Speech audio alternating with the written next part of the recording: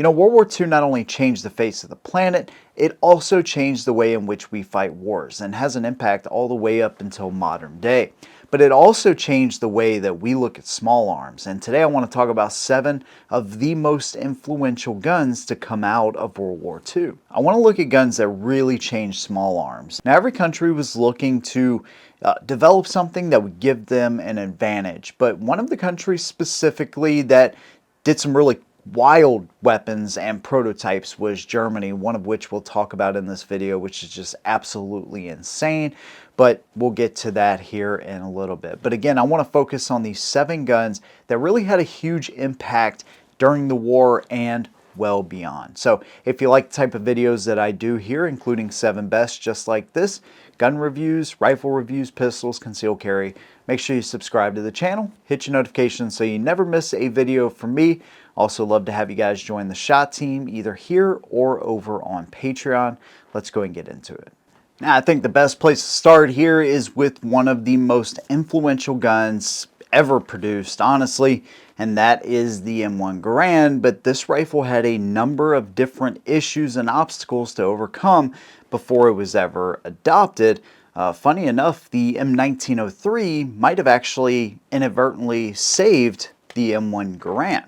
Now, during these trials in the mid to late 20s and even early 30s, we wanted to replace the M1903, and one of the forerunners of this trials that they were running was actually the 276 Peterson. Now, the 30 caliber Garand, as it was known back then, was actually dropped at one point until a couple of the other manufacturers that were running some of these tests, they actually had incomplete rifles or the rifle didn't work. So they allowed John Garand to come back in with his rifle and continue testing.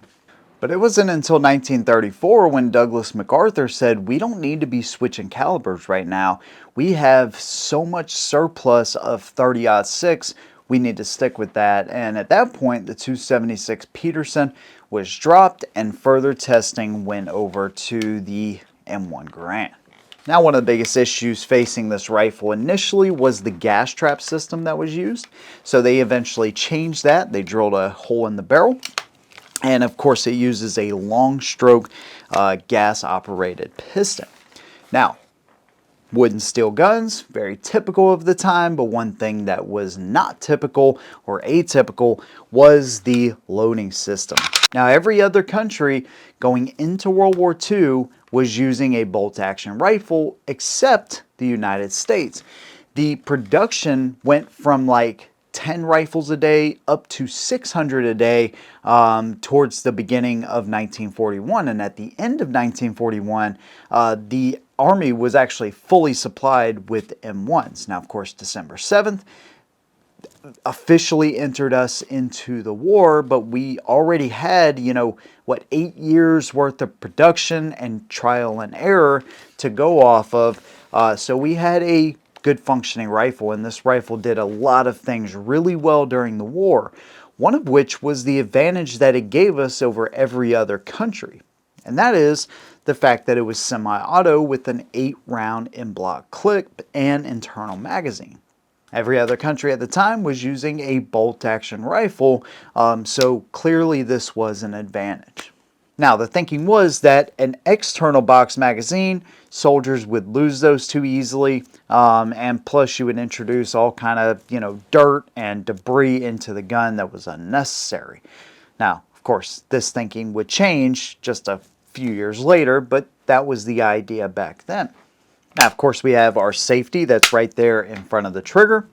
Now, another cool thing with this rifle is that you could break it down in the field without any tools. It's very simple. Even though this system, the internal box magazine that utilizes the in-block clip is somewhat complex and it adds some weight, it still is overall a fairly simple gun to keep clean. You have a really nice aperture sight here in the rear. And of course, you can adjust your windage and elevation with these easy to use knobs on either side. We have a front post that is protected there, and overall a gun that runs really, really good.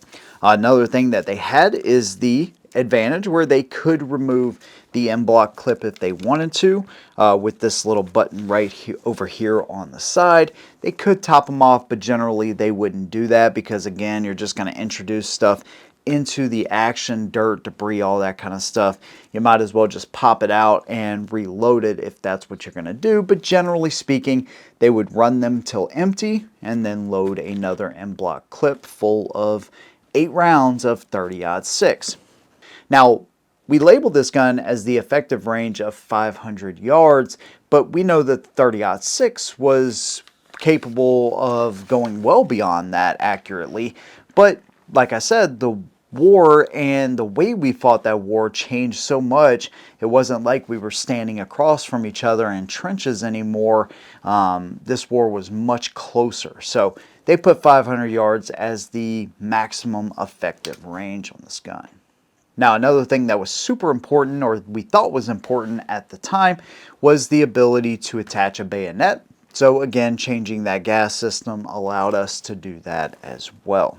Now, when we entered the war with the M1 Garand, other countries started to quickly realize the advantage that this was going to give us, and it spawned, some of the guns that we're going to talk about here in a minute. And so when it comes to influential guns, this one was the cream of the crop going in. There is no question. At the beginning of the war, the M1 Garand was the best service rifle out of any country. Now, this gun also served our soldiers in Korea. Actually, some guns were used in Vietnam, believe it or not, but not very many of them, and for not that long. I think 1965, they eventually had, the M14 had replaced all the M1 Grands, and then of course shortly after that the M16. Now, I talk about the M14 and M16 in a couple of videos that I did, weeks ago at this point by the time you're watching this video. But the M1 Garand helped spawn the M14. It was kind of a selling point for Springfield Armory specifically, and even though they are similar in the bolt design and of course the sights and all of that stuff, their actions are totally different because one uses a box magazine, the other uses an M-block clip. There is no denying that the M1 Garand that was adopted in 1936, over 5.4 million of them made during World War II, is definitely one of the most influential and best guns of that time period. Now, there's no way I would make this video and not talk about one of the guns that's been adopted by over 90 countries and used on every continent except Antarctica, and that is the FN High Power. Now, this gun started from the mind of John Moses Browning, who is one of the most revered gun makers in the entire world, and especially here in the United States. Now, after John Browning sold his 1911 patent to Colt, this was his final design, but unfortunately he died in 1926, so he never got to see this gun fully realized. And this isn't how this gun initially started. It was close, but not the same. But once the patent for the 1911 ran out in 1928, Dieudonné Sauve, who was a Belgian small arms designer, actually took elements from the 1911 and put it into the high power, essentially making the gun that you see right here. Now, Dieudonné Sauve was actually the designer of the staggered magazine as well, giving this gun its increased capacity, and that's one of the best things about this gun. It's not the best thing, maybe, because there's a lot of great features on this one, but the fact that this one holds 13 rounds when other comparable models, even the 1911, you're looking at a max of 7 or 8 with single stack magazines back then. Now, they had contracts go out everywhere. The Chinese wanted 186,000 during World War II, which was part of a contract. They were always interested in the broom handle, and they wanted their gun specifically to have an adjustable sight and to have the provision so you could add a shoulder stock and holster combo. So yes, some of these guns for that Chinese contract primarily, you will see actually has the notch to take a shoulder stock, which was very popular back then. Now, this is a single action gun, so whereas a lot of other guns at that time, specifically one I'm about to mention here in a minute, would be double action. So even with the hammer down on other firearms, if it's double to single action, I can pull that trigger and it will manually cock the hammer for me. It's going to be a little bit heavier as far as the trigger pull, but I can still utilize it from this position. This gun has to be cocked and locked. So essentially you move that hammer all the way back to the rear and then you put your safety to the on position. From there we would sweep that off and then pull the trigger like normal. And what that's going to do for us is give us an incredible trigger pull. So not only do we have a 13 round gun, not only do we have, you know, what back then is actually a decent set of fixed sights, but we also have that single action trigger, and this thing is absolutely incredible to shoot. Now, I've shot this gun a bit. I haven't put too many rounds to it though. It actually is an original gun out of occupied Belgium. The Nazis used this. Of course, they relabeled the gun. They relabeled everything that they took over in large numbers, and they relabeled it to the Pistola 640B. The Canadians were able to get these designs because Belgians seen the writing on the wall, FN seen the writing on the wall, and they were able to get these plans over to Canada. And also Dieudonné Sauvé was able to reproduce his plans to produce this in Britain. And what makes this interesting is that most guns that were built back then, you could say, are clearly unusable today. It's not something you would ever want to use because there are clearly better options, whereas in the high powers case, there are better options, but this thing is still incredibly useful. It's a gun that you could, in theory, hand over to any army, anybody, as their sidearm, and it would be totally usable and functional because all of the components that it has are just incredible. Now, one big thing, of course, would be upgrading the sights and the ability to add a flashlight. Other than that, this thing has really stood the test of time, and that's a big testament to John Browning and Dieudonné Sauvé for their designs and Sauv's modifications that he did to the design. The most produced small arm of World War II on the American side is the M1 carbine, and while they put up some significant numbers between the mainly 9 manufacturers that made these guns, they set the stage for what would later be known as the PDW, or even an assault rifle to an extent.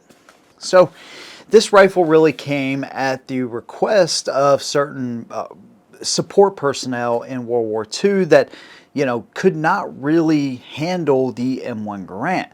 And also the M1 Garand would become unslung. So, you know, these guys that would have backpacks on and stuff like that, they'd have to drape it over their body like this, and it was hard to get to the rifle at that point, and then if they just had it on their shoulder, it would sometimes come off. And also Germany was using gliders and paratroopers, so if you had to quickly be able to get this rifle, you needed to deploy it quickly. So they were looking for a carbine that was effective at 300 meters and weighed less than 5 pounds. So Winchester was chosen by the Ordnance Department to come up with the design, but there was a lot of different hands involved in this design. Now, I've covered a good portion of that when I talked about the M1 carbine specifically, but I want to really focus on how this pushed small arms forward. So if you ever want to check out more information on the M1 carbine, I have a pretty awesome video. It's a little dated at this point, but it's still a video that has a lot of great information in it. Now, it actually utilizes a short stroke gas system, and it does have a rotating bolt, but that's about the only similarities you'll find between this and the Garand. Much lighter, much handier of a rifle. You have an 18-inch barrel. Several different versions of these were made, the M1, the M2, the M3. By the way, that M designation, that started in 1925, so this was the first carbine to ever get the M designation. It was the first carbine that the United States ever issued out. So it's pretty cool. And of course the Garand is the first auto-loading rifle that was ever issued as well. So these two combined over 11 million made for the war specifically, and both saw pretty amazing success during the war. Now this one was really highly regarded for those troops that used it away from the front lines. They said, man, this thing, you know, it has great firepower, it's really light, and it's super handy. When these things would find their ways to the front lines, specifically in the Pacific theater, they found that the stopping power of these were not as good as the Garand, not even close to that. So it's really hard to compare that. It's about double the velocity of what a 45 is, but still it's way less powerful than what the 30-06 is. Now this intermediate type of cartridge is going to become very important here in the conversation after this gun especially. So it's really good in like that PDW type of role instead of a frontline weapon. And eventually they got the M2 designation, which was right after World War II, which saw the not only a 30-round curved magazine come, but also select fire, and then the M3 variants, which actually had, you know, select fire, 30-round mags, and night vision capable that was built onto the gun. But this really paved the way for the modern PDW or PCC. While the MP38s, the MP40s, the Thompson submachine guns were, you know, basically your first SMGs, and those proved to be super valuable and paved the way for your modern MP5s and Chris Vectors and stuff like that. This gun helped pave the way for those 16 to 18 inch barrel variants when you want a little bit more velocity. You need to reach out a little bit further, but you definitely want something lighter than a full power rifle. You know, so your Springfield Armory, the St. Victor comes to mind. CZ Scorpion comes to mind. Any of these guns, actually, even your Chris Vector, that's a rifle variant of the PDW, that even comes to mind. So there's quite a few of those PDWs that are chambered in 9mm, 10mm, 40 Smith & Wesson, but this is really the grandfather of all of those. You know, arguably one of the most influential pistols ever created actually comes out of Germany. This is the Walther PP. Now, this is the first successful double to single action. Now, think of guns like the 1911, the High Power, even the Luger, right? They're very influential in their own ways, but they're all like, you know, you got to turn the safety on or the safety off if you want to shoot it. Well, this gun, you could actually load it up and then it would be in double action once you decocked it. Now, of course, it does still have a safety on it, but if we decock it like that, now our first trigger pull is going to be a really long one. So you really have to be intentional whenever you pull that trigger. And so it is safe to carry just like that, and it paves the way for the modern double to single action guns that have become super popular. Now, of course, striker fire guns are more popular now, but for the longest time, double to single action guns were the cream of the crop, and this is the granddaddy of all of them. Now, not only does this gun have the double to single action, but it also has a loaded chamber indicator, which is pretty crazy at the time. Again, we have a manual decocker and a safety, standard sights, external extractor, push button style safety up on the frame, which again is a very common thing for today's pistols. A push button magazine release up on the frame where you would find it with most pistols today. Even if you look at the P38, which was another German design, that one actually had a heel style magazine, exposed backstrap, and so overall it has a lot of features that modern pistols have. Now, of course, the sights are very small, very, you know, no contrast or anything like that, but that's not something that they did back then. Again, this is a German example. So everybody from James Bond to Adolf Hitler actually carried a Walther PP.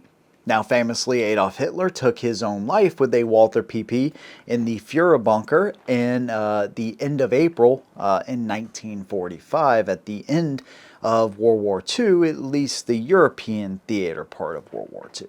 And one last way this gun was innovative is in its size. And so a lot of officers would carry this type of gun because, again, even when you compare it to modern day pistols, it's really small. It's kind of heavy because it's a steel frame gun, but modern, guns, if you were to take polymers and just match them up size for size, this is going to be amongst one of the best size concealed carry pistols even today, made with modern components. Now, one more interesting part about the Walther PP is that it actually was affected by the Gun Control Act of 1968. Yes, this gun right here, or specifically the PPK, could not be imported the way it was because it didn't meet the ATF's criteria back then. So what they had to do, Walther specifically, is take the slide or the frame of a PP and match that up with the slide and barrel of the PPK. At that point, it made the PPK a little bit heavier and it could then be imported. Yeah, pretty dumb, but that is one of the interesting facts around the PPK. Now, the Walther PP was definitely influential in the concealed carry market and the double to single action design. But when it came to a double to single action locked breech, that's where the Walther P38 really stood the test of time and still stands the test of time.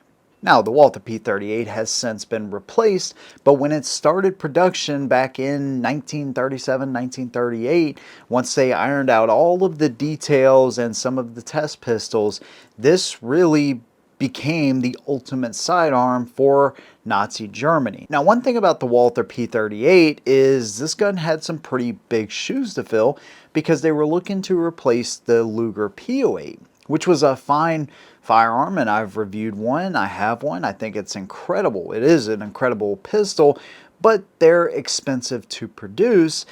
The P38 came along, and these were half the cost of what the P08 was. But again, some very interesting features went into this gun. First of all, double to single action. So again, we can charge this gun up, we can decock it, and we can keep it in that position if we want to, or we can move that up. And so our first shot is going to be that double action, long pull, so we can keep it loaded just like that. You don't have to engage that safety.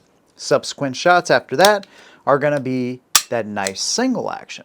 Again, we have a loaded chamber indicator in the rear with the little rod that protrudes just like the Walther PP, and it is a locked breech. So this is like the first successful locked breech double to single action. Now, another thing with this pistol is the rounds actually eject from the left side instead of the right. But one of the most important parts of this gun is the wedge design, or the falling block design. So essentially what we have is this wedge, and then there is literally a falling block. So as the gun cycles, the barrel and slide are going to move together for a short period, and then that wedge is going to drop down, stopping the barrel but allowing the slide to carry the rest of that momentum. And then we have a recoil spring on each side underneath the slide that's going to take it back home and strip a new round. Now, not only was this a very reliable design, but the fact that the barrel never tilts down also improves the accuracy. And that is one thing I have found with the Walther PP. It is an incredible gun and incredibly accurate. And the sights, of course, are much better than what you'll find on the PP. Now, you do have a heel style magazine release. That's something that they decided to do on this gun.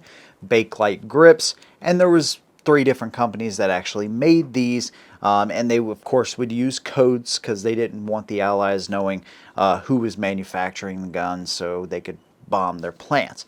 And then after the war, Walther actually was able to retool using some of the wartime pistols and make the new pistol, which was the P38 again, for the West German Army.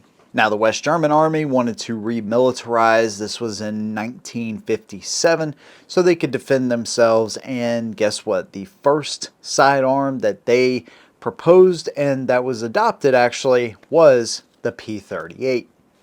Now, Walther, using wartime pistols, They were able to make some design changes, but for the most part, it was this exact pistol. They started using aluminum frames to lighten them up a little bit, and eventually they changed the name to the P1, but it served for a long time until the P8 actually took its place, I think in 2008. Now, of course, that spawned the P4 and the P5. I recently had a chance to hold a P5, and that too has the falling block design. And I can't tell you how close I was to pulling the trigger on that P5. I decided to hold off, but I'm sure I will regret that decision. Actually, I already am. But another thing that this helped spawn is the Beretta 92, which was the United States sidearm for well over 30 years until the SIG M18 actually took its place. So, you know, this design right here, like I said, you're able to keep that barrel, keep it from moving. It's not going to tilt down, super accurate, and I love shooting this gun and the Beretta 92. I think they are two fantastic guns, and they all spawned from this gun that served during World War II. The next super influential gun came out of Russia, and this one is by Sergei Gavrilovich Semenov with his design, which is the SKS. Now, the SKS itself saw some limited use during World War II, during the first Belarusian front towards the end of World War II, but it was actively going through field trials when Germany actually surrendered. But the 7.62x39 would live on and be in service, obviously, much longer than that. But they needed a rifle in order to utilize that. And what they found is that the 7.62x39 could penetrate, you know, 3 sheets of plywood. I think they were like 2 1/4 inches thick each at 500 yards. So they thought, man, this is actually going to be really good. And of course, the Sturmgewehr STG-44 and that round specifically is what piqued the Russians' interest into going to an intermediate cartridge. Now, another rifle that they had was the SVT-40, and this one is pretty revolutionary in its own right. Adjustable gas system. You had this awesome muzzle brake, which keeps this gun not only super accurate, but keeps the muzzle down compared to some of the other offerings when you look at the M1 Garand and the G43. It also offers benefits over the M1 Garand in that it has a detachable box magazine, and the 7.62x54R is super powerful out of this gun. You have advantages like that 10-round box magazine, which make it maybe even a better option than the M1 Garand, but of course it came around later than the Garand as far as its service life, and a lot less of these were made. And even though the round, the gun, the features make it a really viable option back then, it still had the issue of being pretty heavy, and those full power cartridges, we needed to get away from those. The Germans figured out that an intermediate cartridge is going to be much more suitable for the type of fighting that was being done. Again, no longer are we sitting, you know, across from each other in trenches with no man's land and all this kind of stuff, making 500, 600, 700 yard shots. It's much closer than that, so kind of rendered this gun not necessarily useless, but not as useful as something like this. This rifle right here is much lighter, it's much handier, and again, that round is super useful. Now, even though Semenov's rifle won the contract for this new round, Mikhail Kalashnikov actually had a rifle in the running as well, but that one heavily favored the M1 Garand. But a couple years later, Mikhail Kalashnikov's design would prove to be worthy and would spawn, of course, the AK-47, the AKMs, the AK-74s, which would go on to be one of the most widely used guns throughout the entire world. But the SKS kind of started it all. When you look at this gun, it is a product of its time period, of course, with the folding bayonet. You have the protected hooded front sight there. And you, of course, have sights that aren't fantastic, but for the time, they were suitable. They made a number of different changes. I think at first they had a spring-loaded firing pin. Eventually they went to the free-floating firing pin. They of course changed this. This used to be like a metal type of handguard. They changed it to wooden. But one thing they always had was the internal box magazine. I think they started with 5 rounds. They increased that to 10. And of course you could load that from the top with stripper clips or individually. You could also empty those rounds out super quickly if you just needed to empty the gun. So overall, it may not have been one of the most widely used rifles in the war, but the round and what it did after the war were super influential for the AK-47 and other guns that came after it. By the way, the gas system is very similar to what was used later on in the AK platform. And the last gun that I want to talk about is probably the most influential and one that I've alluded to this entire time, the MP43, MP44, STG-44, or otherwise known as the Sturmgewehr. Now this name was given to the rifle by Hitler, so it was kind of like a propaganda tool because the Sturmgewehr actually means storm rifle. And there was almost 500,000 of these rifles made, but Hitler didn't always love this thing. Actually, he stopped production on it a couple of times, and the armaments department or the ordnance department in Germany basically kept it going under his nose. They just renamed the gun and they said that this was going to be improvements on the MP40. Now eventually he found this out, and somehow he didn't end up unaliving the people that were still running this program behind his back. And it's thought that maybe he didn't love it because of his service in World War I. He didn't think that was the way of the future, even though they had used, you know, blitzkrieg and all of these technological advances during World War II. But this was one area where he didn't think that they should push the limit or try to change anything. But probably the most common reason is he knew to some extent that they weren't going to be able to replace all of the K98Ks on the battlefield, of which, you know, 12 million of those were made during the war. So he kind of thought to himself, why would we even do this? And then of course the ammo was going to be an issue as well. But he did allow production to continue. And like I said, they were able to get out 500,000, which is pretty impressive considering that it was towards the end of the war when they were able to actually get these guns out. U.S. soldiers ran across these things during the Battle of the Bulge. And it was a gun that had didn't change the tide of the war, but if it would have been produced, or Hitler would have allowed it to be produced earlier, it could have changed the tide of war, because this is literally the first assault rifle ever produced. It used the 7.92 by 33 Kurz round, Kurz meaning short. And again, it was the intermediate cartridge, just like the 7.62 by 39. Actually, 7.92 by 33 in a big way helped spawn 7.62 by 39 because the Russians had captured some of these guns. And then later on, your M16, your AR-15, 5.45 by 39, all intermediate cartridges go back to the Sturmgewehr 44. Now, another huge part about this gun is it used a 30-round detachable curved magazine, very similar to what you see on the AK, and it also used stamped steel components, so it took like literally half the time and half the components to make one of these compared to the K98. Now, that doesn't mean that there weren't production issues with the gun, but that was more of a circumstance of how Germany was being bombed at the time, more so than complications with the process of making it if it were during normal time or earlier in the war.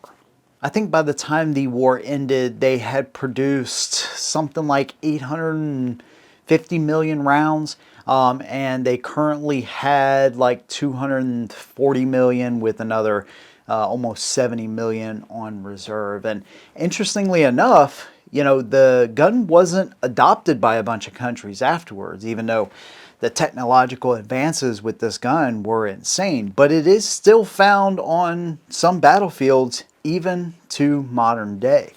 But the idea is that this gun spawned are what really helped propel it to the level of infamy and notoriety that it still has to this day. And of course, the AK-47 and how it was developed and how Russia really pushed this gun out to every single one of their countries that they, worked with or were a part of the Warsaw Pact. They allowed that gun to be copied and licensed, worldwide. So that was really the gun that most countries wound up using. And, like I said, not a lot of countries adopted the STG-44 per se, but it definitely spawned an entire line of guns and a different way of thinking about the battle rifle and how it should be replaced with this new rifle, this new lighter rifle that could take the place essentially of not only the battle rifle, but the machine pistol or SMGs as well,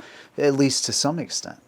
The attachments that were made for the STG-44 are a thing of legends too, but they're actually real, like the KRUMMLAUF, which is a curved barrel, like 30 to 45 degrees. And they found out quickly, hey, we can get like 300 rounds out of the 30-degree barrel, and I think 160 out of the 45-degree before the thing, just shredded to pieces. And the bullets shredded as they came out of the barrel anyways. It wasn't a great idea, but these things were actually made for the STG.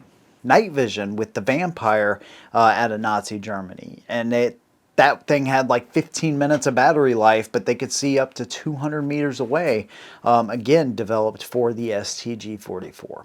So this thing had so much potential and spawned so many different rifles and ideas for the battlefield and the way that we fight even to today, or modern times. So a lot of crazy things happen with the STG-44, and to think what could have been if that gun was developed sooner is actually kind of scary. But the gun and the history is already written, and to me it's probably the most influential gun out of this entire list. Of course, I want to hear from y'all, man. What do you think the most influential gun of World War II or any other period is? And if there's a specific time period that you'd like me to cover with influential guns, I absolutely love doing these kind of videos, and if you guys show interest in them, I'll continue to make them.